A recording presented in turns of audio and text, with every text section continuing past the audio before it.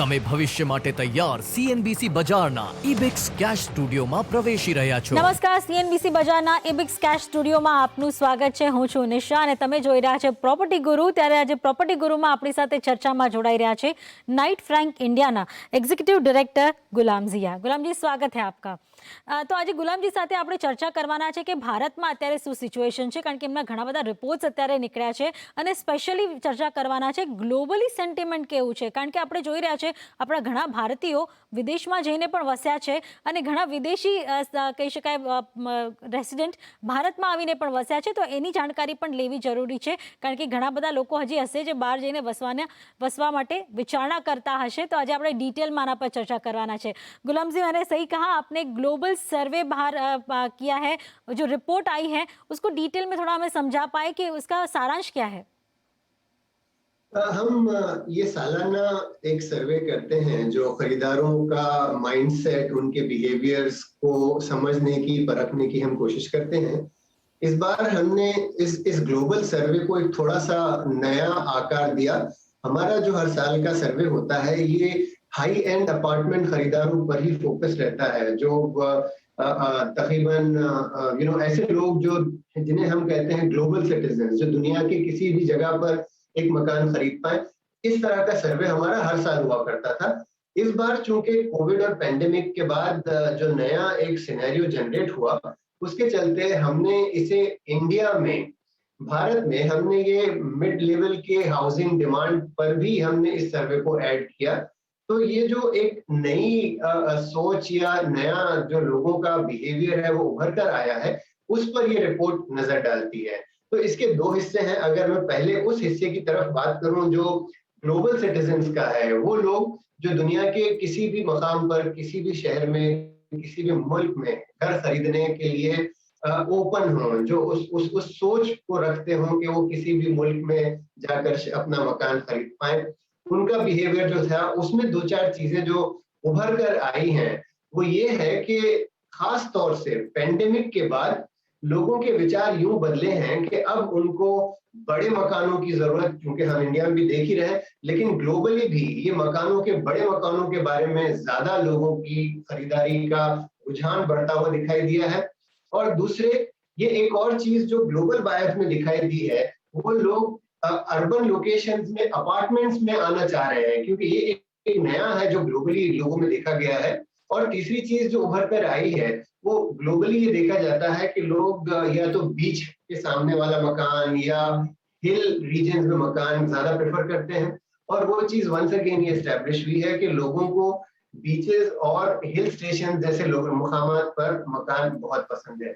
इसी चीज को अगर मैं भारतीय खरीदार की तरफ ध्यान दूं, जो भारत में अपने मकान लेना चाहते हैं, उनमें ये चीज सबसे ज्यादा उभर कर आई है कि खास तौर से कोविड के बाद हेल्थ केयर एक बहुत इंपॉर्टेंट मसला बनकर उभरा है। आज से पहले 1.5-2 साल से पहले जब अगर कोई खरीदार मकान खरीदने के लिए बाजार में निकलता था तो वो आसपास क्या चीजें हैं वो इस प्रकार देखता था कि वो मेरे दफ्तर से मेरे मकान का फासला कितना है, आसपास कितने मॉल्स हैं, आसपास बच्चों के एंटरटेनमेंट के लिए कितने साधन अवेलेबल हैं। ये सारी चीजें कोविड के बाद एक बहुत बड़ा बदलाव देखने में आ रहा है। लोग सबसे पहले, सबसे इंपॉर्टेंट जिस चीज को मान रहे हैं वो ये कि क्या हमारे आसपास मेडिकल फैसिलिटीज मौजूद हैं या नहीं। मकान से मेडिकल फैसिलिटीज का फासला कितना बड़ा है, ये सवाल बहुत ऊपर उभर कर आया है। और खास तौर से जो मुंबई, दिल्ली, अहमदाबाद के जो गुंजान, जो डेंस इलाके हैं, वहां के खरीदार खुले एरियाज में मकान लेना ज्यादा प्रेफर कर रहे हैं कि जहां पर ओपन स्पेसेस हो, जहां पर ग्रीन स्पेसेस हो, गार्डन्स हो, जहां पर बच्चों को बाहर निकल के थोड़ा अगर खेलना कूदना हो तो उसके साधन मिल पाए।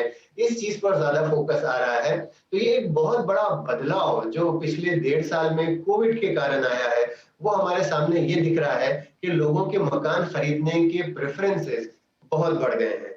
ये एक सारांश में मैंने आपको समझाने की कोशिश की है कि हमारे ग्लोबल बायर सर्वे और इंडियन बायर सर्वे का सारांश क्या है। डेफिनेटली। और हम अगर यूएस के होम बायर्स सेंटीमेंट डेटा भी देखें तो ये इसमें हामी भरते हैं कि वहाँ पे भी घरों की बिक्री ज़्यादातर हमें दिखी है, जो प्री पेंडेमिक से ज़्यादा हमें अभी घर बिकते हुए वहाँ दिखे हैं। लेकिन क्योंकि हम आज ग्लोबली भी इसीलिए बात कर रहे हैं क्योंकि बहुत सारे इंडियंस वहाँ पे जाके रह रहे हैं और माइग्रेट हो रहे हैं। वहाँ पे अगर आज की बात करें तो प्राइजेस में कोई इम्पैक्ट पड़ा है इन दिस पेंडेमिक एरा? क्या कुछ घटे हैं या फिर बढ़े हैं प्राइजेस ग्लोबली? देखिए, अगर हम एक मुल्क बाय मुल्क एक एक करके मुल्क देखें, जाहिर सी बात है अमेरिका में सबसे ज्यादा एक्साइटमेंट, खरीदारी बहुत बड़ी है। ये पिछले 1.5 साल में अमेरिका में बहुत ज्यादा, यूनाइटेड स्टेट्स में बहुत ज्यादा मकानों की खरीदारी बढ़ी और उसका असर डायरेक्टली प्राइसेस पे पड़ा है। प्राइसेस डेफिनेटली बढ़े हैं। अब अगर आप यूरोप की ओर बढ़े तो यूरोप में अलग अलग मुल्कों में अलग अलग ट्रेंड दिखाई दे रहे हैं। खासतौर से यूके, यूनाइटेड किंगडम, ब्रिटानिया, इंग्लिस्तान में मकानों की खरीदारी वंस अगेन बहुत बढ़ी है और उसका भी इफेक्ट प्राइसेस पर पड़ा है। तो ये इस तरह से ये एक चीज तो तय है कि मकान तकरीबन सारी ही दुनिया में, हर मुल्क में मकानों की खरीदारी बढ़ती हुई दिखाई दी है और जो ट्रेंड भारत में भी हमने पिछले 4-6 महीनों में नोट किया है। और इसके कारण प्राइस घटने का तो कहीं सवाल नहीं है, प्राइस बढ़ते हुए कई जगह दिखाई दिए हैं। इवन कनाडा वगैरह में प्राइसेस की बढ़ोतरी दिखाई दी गई है। तो ये तो तय है कि मकानों की खरीदारी में कोविड के बाद एक बहुत बड़ी तेजी आई है और कुछ लोकेशंस में, कुछ मुल्कों में मकानों के प्राइस बहुत ज्यादा बढ़ते हुए दिखाई दे रहे हैं और बाकी जगहों पर ज्यादा तो नहीं बढ़े हैं, लेकिन बढ़ने की शुरुआत हो चुकी है। गुलाम जी, इसमें और एक मैं ज़्यादा जानना चाहूँगी, क्या ये आपके सर्वे में है या नहीं? क्योंकि रेंटल सेगमेंट भी उतना ही काफ़ी बड़ा है। हम ग्लोबली भी देखें, यूएस में तो आप देखते हैं मैनहट्टन में पूरा रेंटल हाउसिंग बना हुआ है। क्या रेंटल सेगमेंट भी कोई चेंजेस देखे गए हैं? रेंटल सेगमेंट भी थोड़ा सा ग्लोबल पर्सपेक्टिव इंडिया से अलग है। अगर मैं पहले ग्लोबल पर्सपेक्टिव की बात करूं, दुनिया में क्या चल रहा है, वहां पर रेंटल हाउसिंग में कोविड से पहले जो रुझान थे वो कोविड के बाद के रुझान में थोड़ा फर्क पड़ा है। और वो ये है कि पहले जो रेंटल हाउसिंग ही ज्यादा चलता था, लोग मकान खरीद नहीं रहे थे, लेकिन कोविड के बाद मकान की खरीदारी में बहुत ज्यादा इंप्रूवमेंट आया है। रेंटल स्टेबल रहा है, जितना पहले चलता था उसी हिसाब से चल रहा है, लेकिन जो इंप्रूवमेंट आउटराइट परचेज में, जो खरीदारी में जो आया है, वो बहुत ज्यादा, बहुत ही क्लियर, सफाई से दिखाई दे रहा है। और वही चीज इंडिया में भी दिख रही है। भारत में भी लोगों ने खरीदारी में ज्यादा इंटरेस्ट दिखाया है क्योंकि कोविड के बाद एक जो ख्याल, खास तौर से हमारे भारतवर्ष का जो कल्चर है, उसमें मकान की खरीदारी पर हमेशा से जोर दिया गया, लेकिन पिछले कुछ 10-12 साल में, 10-15 साल में जो मिलेनियल नई जनरेशन आई है, वो खरीदने से ज्यादा रेंट पर ज्यादा जोर दे रही थी। तो थोड़ा सा उसको एक सेटबैक साथ मिला था। लेकिन कोविड के बाद ये चीज दोबारा उभर के आई है कि लोगों को अपना जाती मकान ज्यादा इंपॉर्टेंट लगने लगा है, क्योंकि इस दौरान में कम से कम भारतवर्ष में कई जगहों पर ये देखा गया है कि जहां पर रेंट कॉन्ट्रैक्ट आपका खत्म हुआ तो जो ओनर्स है उन्होंने टेनेंट्स को दोबारा इंक्रीज करने से, टेनेंसी इंक्रीज करने से या लीव इन लाइसेंस इंक्रीज करने से रोक दिया, क्योंकि ये एक सवाल उठ के आया था कि अनजान लोग हैं, कोविड के दौरान में इसमें कुछ क्या इम्पैक्ट होगा। और उस माइंडसेट को देखते हुए बहुत से लोगों ने रेंटल से खरीदारी की तरफ अपना कदम बढ़ाया है। तो ये चीज भारत में तो क्लियरली दिखी है। ग्लोबली चूंकि आउटराइट परचेजेस बहुत ज्यादा उभरे हैं, रेंटल जगह पर रहा, लेकिन वहां पर भी उसका ओवरऑल इम्पैक्ट आउटराइट परचेज पे ज्यादा दिखा है। आपके रिपोर्ट से ज़रा हटके मैं सवाल पूछना चाहूँगी, क्योंकि हम ग्लोबली अभी बात कर रहे हैं तो आपने देखा होगा एक ट्रेंड। हमें पहले पता था कि लोग यहाँ से माइग्रेट होते हैं ग्लोबली, वो चाहे यूएस हो, कनाडा हो, कहीं पे भी हो, लेकिन ये ट्रेंड अभी काफ़ी बड़ा है और ख़ास करके स्टूडेंट्स में ये ट्रेंड काफ़ी बढ़ता दिखा है कि वो लोग स्टडी के लिए बाहर माइग्रेट होना चाहते हैं और वो संख्या काफ़ी बढ़ती दिखी है। क्योंकि जिस तरह से मैं रिपोर्ट्स पढ़ती हूँ, दिख रहा है कि बच्चे ज़्यादातर जाके बाहर पढ़ना और वहाँ सेटल होना पसंद कर रहे हैं, ये पेंडेमिक के बाद भी। जी देखिए, पहली चीज तो ट्रेंड फॉर एजुकेशन की अगर हम बात देख लें, ये एक जमाने तक ये कम से कम भारत में सिर्फ एक अपर लेयर ऑफ सोसाइटी को ही ये ऑप्शन अवेलेबल था, क्योंकि फॉरेन एजुकेशन इतनी महंगी हुआ करती थी कि भारतवर्ष के मेजॉरिटी लोग उसको अफोर्ड नहीं कर सकते थे। लेकिन पिछले 10-12 साल में वेल्थ क्रिएशन और ये एक नया ऑप्शन मिला है, जो अपर मिडिल क्लास जो उभर के आया है सेक्शन, उस अपर मिडिल क्लास के बच्चों में भी बाहर जाकर पढ़ाई करने का एम्बिशन बहुत उभरा है, और उसकी वजह से दुनिया में कहीं पर भी इंडियन स्टूडेंट्स के नंबर बहुत बड़े हैं, और उसका डायरेक्ट इम्पैक्ट पड़ा है। जो हम अगर पहले से कंपेयर करें, पहले सिर्फ absolutely high and ultra network ultra high individuals के बच्चे पढ़ने जाते थे, अब अपर मिडिल क्लास के बच्चे भी जा रहे हैं। तो हमारा ओवरऑल पॉपुलेशन और वेल्थ क्रिएशन अफ्लुएंस, जो जिस हिसाब से लोगों में वेल्थ क्रिएशन की वजह से माइंडसेट चेंज और बच्चों में ये एम्बिशन के अब्रॉड, फॉरेन अब्रॉड स्टडीज के लिए जाना, ये बहुत फैला है। और ओवरऑल हमारे पॉपुलेशन का चूंकि एक बहुत बड़ा हिस्सा आज उस चीज को अफोर्ड कर पा रहा है, तो इसका डायरेक्ट असर दिख रहा है ग्लोबल यूनिवर्सिटीज में जो बच्चे आ रहे हैं। जाहिर सी बात है, चाइना के मैक्सिमम बच्चे होते हैं क्योंकि पॉपुलेशन भी वहां पर ज्यादा है और वहां पर वेल्थ क्रिएशन पहले हुआ है। भारत में अब हो रहा है, पॉपुलेशन भी ज्यादा है, वेल्थ क्रिएशन भी हो रहा है, तो इसका डायरेक्ट असर बच्चों के एजुकेशन के जो एस्पिरेशंस हैं अब्रॉड यूनिवर्सिटीज में जाकर पढ़ना, ये एक बहुत बड़ा फैक्टर उभर के आया है। और कोविड के बाद, कोविड ऐसा नहीं है कि कोविड की वजह से कुछ खास जबरदस्त इम्पैक्ट पड़ा हो, इनफैक्ट कोविड के कारण चूंकि वीजा के प्रोसेसेस थोड़े तकलीफदेह हो गए हैं, तो बच्चों का फॉरेन जाके पढ़ाई, कम से कम जो टेम्पररी डिसरप्शन है वो तो यूं है कि लोगों को बच्चों को बाहर जाकर पढ़ने में काफी दिक्कत हो रही है वीजा प्रोसेस की वजह से। लेकिन एक बार हमारा सारा वैक्सीनेशन पूरा मुकम्मल हो जाए, तो ये दोबारा जो एक लहर सी उठी थी बच्चों में, एक फॉरेन एजुकेशन को लेके एक्साइटमेंट बन गया है, उसको तो आगे बढ़ते हुए हम और उभरता हुआ देख रहे हैं। तो ये सवाल पूछने का यही एक उद्देश्य था, क्योंकि अगर बच्चे बाहर जाते हैं तो शायद वो आगे जाके वहाँ पे सेटल भी हो जाए, वहाँ पे ही अपना कामकाज ढूंढे, या फिर अपने पेरेंट्स भी होते हैं कि आगे जाके पेरेंट्स भी उनके साथ जाते हैं उनको सपोर्ट देने के लिए वहाँ। तो जैसे यहाँ से माइग्रेट लोग होंगे, वहाँ पे घर चाहिए होगा, वो भले ही रेंट पे हो या घर खरीदारी की तरफ हो। लेकिन अभी जो आपने ये पूरा सर्वे किया है, उसमें सेंटिमेंट कैसा दिखा है, लोगों को कैसे घर चाहिए? आपने कहा कि थोड़ा हेल्थ केयर नज़दीक चाहिए, लेकिन प्रॉपर घर लेने के लिए पहले होता था कि भाई मुझे इस तरह का घर चाहिए, बस मतलब उसमें एमिनिटीज हो, लेकिन अब चाहिए शायद ये होरिज़न थोड़ा और बढ़ता दिखा है। बिल्कुल सही बात है। एक चीज है अमेनिटीज को लेके, पिछले कुछ वर्षों में जो लोगों में एक्साइटमेंट था, डेवलपर्स आपको क्लब हाउस बनाकर दे रहे थे, जिम्नेशियम, स्विमिंग पूल, ये सारी चीजें एक लाइफस्टाइल को के संबंध के संदर्भ में देखी जाती थी।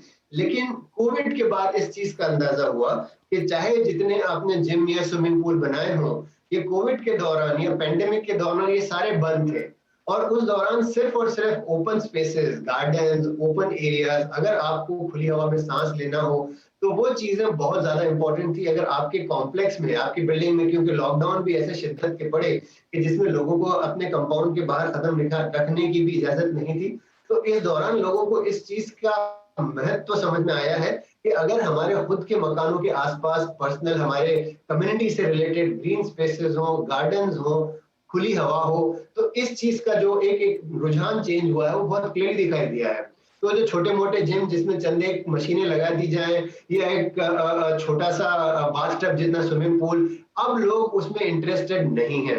लोग आज ज्यादा मांग रहे हैं, ज्यादा बड़ी स्पेसेस मांग रहे हैं, और ऐसी स्पेसेस मांग रहे हैं जो अगर पेंडेमिक के कारण कोई दिक्कत हो तो उनको अपनी जाती कंपाउंड में ही ये सारी सुविधाएं मिल जाए। इस चीज पे ज्यादा जोर पड़ रहा है। जो पिछले चंद सालों में हाई राइजेस, 60-70 स्टोरी बिल्डिंग्स, या अगर मुंबई, दिल्ली में भी इसी तरह की हाई राइज, बेंगलोर में हाई राइजेस बन रहे हैं, जो बहुत ज्यादा डेंस कम्युनिटीज बन रही थी, उन डेंस कम्युनिटी के को लेके लोगों में थोड़ा सा मन बदलता हुआ दिखाई दे रहा है। लोग अब ओपन, खुली जगहों पे जाना पसंद कर रहे हैं। ये एक बहुत मोटी बात समझ में आई है।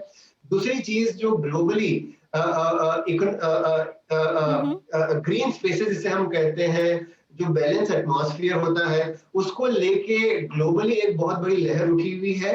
लेकिन इंडिया में अभी भी ग्रीन स्पेसेस को लेके, जैसे आप सस्टेनेबिलिटी को लेके, इतना ज्यादा कॉन्सेप्ट इंडिया में अभी भी नहीं आया है। चंद जगहों पे शुरू हुआ है, लेकिन ये उम्मीद है कि आगे चल के सस्टेनेबिलिटी और हेल्थ केयर का जो संबंध जुड़ता हुआ नजर आ रहा है, उसमें आगे चल के लोगों को, जैसे फॉर एग्जाम्पल अगर हम स्वेज ट्रीटमेंट या वाटर रिसाइकलिंग, ये सारे कॉन्सेप्ट धीरे धीरे इंडिया में भी आ रहे हैं। पेंडेमिक के बाद लोगों ने कम से कम इस पे गौर करना शुरू किया है। तो आगे चल के ये उम्मीद है कि जो सस्टेनेबिलिटी इनिशिएटिव्स डेवलपर्स ज्यादा जोर देंगे बनिस्बत एक छोटे से क्लब हाउस, एक स्विमिंग पूल या जिम्नेशियम से ज्यादा आपको garbage treatment, waste disposal, water treatment, ये सारी चीजें ज्यादा इंपॉर्टेंट महत्वपूर्ण होते जाएंगी। सोलर लाइट्स, ये सारे कॉन्सेप्ट जो है वो धीरे धीरे अब भारत में भी आते हुए दिखाई दे रहे हैं। ડેફિનેટલી તો તમે જો અત્યાર સુધીના ચર્ચાનો સારાંશ એમ નીકળે છે કે ગ્લોબલી બધા જ ખાસ કરીને અમેરિકા હોય, કેનેડા હોય, યુએઈ હોય, આ બધા કન્ટ્રીઝમાં તમે જો ડિમાન્ડ વધી છે, લોકો ઘર લઈ રહ્યા છે ને મોટા ઘરો લઈ રહ્યા છે, જે કહી શકાય આપણા જેમ કહીએ કે અર્બન એરિયાઝને ને વિલેજીસમાં કહીએ જે લોકો રહેતા હોય એવી રીતે લોકો પાછા શહેરો તરફ આવી રહ્યા છે ને એમને મોટા ઘર જોઈએ છે. ઘરોના ભાવ વધ્યા છે, ક્યાંય ઘરોના ભાવ ઘટતા નથી દેખાયા આ પેન્ડેમિક હોવા છતાં પણ. અને સાથે જ આપણે જોઈ રહ્યા છે જે પ્રાયોરિટી છે કે કેવા ઘર જોઈએ એમાં પ્રાયોરિટી પણ બદલાતી દેખાઈ રહી છે. જે રીતે અત્યારે ગુલામજીએ કીધું કે ગ્રીન ઓરિએન્ટેડ હાઉસીસ, જે રીતે અત્યારે આ બધી ફેસિલિટીઝ મળી રહી છે એ પણ હોવી જોઈએ. ફક્ત બે ચાર એમ્યુનિટીઝથી હવે એમનું કામ નથી ચાલતું. તો જે ઘર લેવાવાળા ગ્રાહકો છે એમનું કહી શકાય હોરિઝોન વધતો દેખાયો છે, એમની ડિમાન્ડ્સ પણ વધતી દેખાય છે. હજુ ડિટેલમાં આગળ આપણે ચર્ચા કરીશું પણ તે પહેલાં એક લઈએ નાનકડો વિરામ.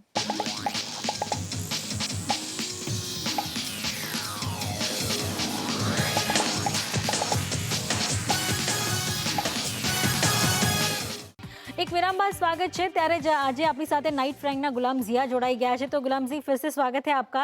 तो हम जैसे ग्लोबल ट्रेंड की बात कर रहे थे और अभी हम इंडियन बायर्स के सेंटीमेंट की बात करना चाहें तो वहाँ पे कितना आपको चेंज दिख रहा है अभी? सबसे बड़ा चेंज, जैसा मैं कह रहा था, सबसे बड़ा चेंज माइंडसेट में यही आया है कि हेल्थ केयर को लेके बहुत ज्यादा इंपॉर्टेंट सवाल खड़े हुए हैं. और उसके अलावा हमने एक और चीज पर नजर डालने की कोशिश की है कि अगर आप शिफ्ट होना चाहते हो तो कहां से कहां शिफ्ट होना चाहते हो, कितने लोग शिफ्ट करना चाह रहे हैं कोविड के बाद, कितने लोगों के मन में ये विचार आया है कि अब हमें शिफ्ट होना जरूरी है. तो हमने ये देखा है कि जो कुछ लोकेशंस में खासतौर से महाराष्ट्र जैसे मुंबई और पूना में लोग अपने शहर को भी बदलने के लिए तैयार हैं. बाकी सारे शहरों में लोग अपने शहर भी में सिटी के सेंटर से सबर्बन एरिया में जाना पसंद कर रहे हो. लेकिन ये दो शहर ऐसे हैं जहां पर लोगों ने इवन शहर चेंज करने का भी विचार सामने रखा है. तो ये एक चीज जाहिर सी बात है, चूंकि मुंबई और महाराष्ट्र में बहुत सीवियर लॉकडाउन देखा गया था और हेल्थ केयर रिलेटेड भी काफी सारे सवाल उठे थे, इसलिए शायद यहाँ पर उसका इम्पैक्ट ज्यादा दिखाई दिया. बाकी सारे शहरों में तकरीबन लोग अपने ही शहर में एक मकाम से दूसरे मकाम तक जाना ज्यादा पसंद कर रहे हैं. और उन मकाम में डेफिनेटली ये चीज जो मैंने पहले भी बताई कि जो गुंजान बहुत डेंस लोकेशन है सिटी के सेंटर में, जहां पर छोटे छोटे मकानों में रह रहे हैं, वहां से निकल के सबर्बन लोकेशन में जहां पर ओपन स्पेसेस, बड़े मकान अवेलेबल है, वहां पर जाने का प्रेफरेंस बहुत क्लियरली दिखाई दिया है. तो एक चीज तो हो गई हेल्थ केयर से ताल्लुक, जहां पर आसपास आपको हॉस्पिटल्स या प्राइमरी या सेकेंडरी मेडिकल सेंटर्स अवेलेबल हो, और दूसरी चीज ओपन स्पेसेस. ये दोनों चीजें बहुत ज्यादा उभर कर आई हैं खरीदारों की तरफ से. और जाहिर सी बात है, जो सस्टेनेबिलिटी या ग्रीन होम्स का कॉन्सेप्ट है वो एक नया सवाल और या एक नया रिक्वायरमेंट्स उभरता दिखाई दिया है. ये सारांश हमारा इंडियन सर्वेयर का बिहेवियर बताता है. आपकी रिपोर्ट से थोड़ा हटके ये सवाल मेरा रहेगा, क्योंकि मैंने जो ऑब्जर्व किया है कि बहुत सारे एनआरआईज देश में वापस आते दिखे हैं, और खास करके गुजरात हो या नॉर्थ की जो प्लेसेस हैं वहाँ पे ज़्यादातर लोग माइग्रेट होते दिखे हैं. आपका क्या आकलन है, कौन सी सिटीज़ में लोग ज़्यादातर आए हैं बाहर से? देखिए, इसका कारण सबसे बड़ा तो यही है कि बाहर से आने का पहली चीज तो वहाँ के जॉब्स को कुछ सवाल खड़े हुए हों. जिस भी मुल्क में आप काम कर रहे हैं वहां से आपको शायद जॉब अपॉर्चुनिटीज कोविड के कारण कम हुई हो, तो कम से कम फैमिलीज को लोगों ने वापस भेजा है जो वहां पर फैमिली के साथ रहा करते थे. और अगर उस हिसाब से अगर आप देखें तो जो रिपैट्रिएशन के ट्रेंड्स हमने देखे हैं उसमें बहुत से सिटीज साउथ में स्पेशली केरला में, जहां पर मैक्सिमम लोग बाहर रहते थे वो वापस आना शुरू हुए हैं, या फिर इवन हैदराबाद, तेलंगाना में, गुजरात में भी कुछ एक लोकेशंस हैं जहां पर लोग बाहर रहे हैं, जो एनआरआईज हैं वो बाहर वापस आना शुरू हुए हैं. तो ये गुजरात में तो कुछ एक शहर है, बड़ौदा और अहमदाबाद, जाहिर सी बात है इसमें सबसे ऊपर है क्योंकि यहाँ के मैक्सिमम लोग एनआरआईज का कोटा रिपैट्रिएशन के ट्रेंड्स के हिसाब से सबसे ज्यादा इन दो शहरों में देखा गया है.